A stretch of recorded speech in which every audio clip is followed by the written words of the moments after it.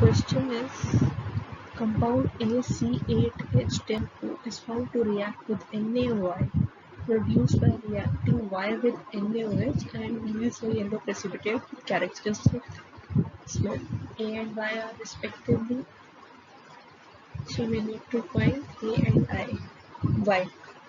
So according to the question, as the reaction is done, A and Y will be one phenyl ethyl, phenylmethanol and iodine respectively.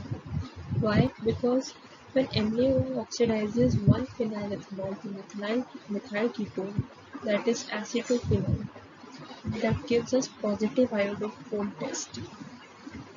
And the yellow precipitate is of form iodophone CHI3. So the correct option for this will be 1-phenylethanol, and that is this one. This is called 1-phenylethanol, and along with that Y will be I2, because when I2 is reacting with NaOH, that forms NaOH. So the correct answer is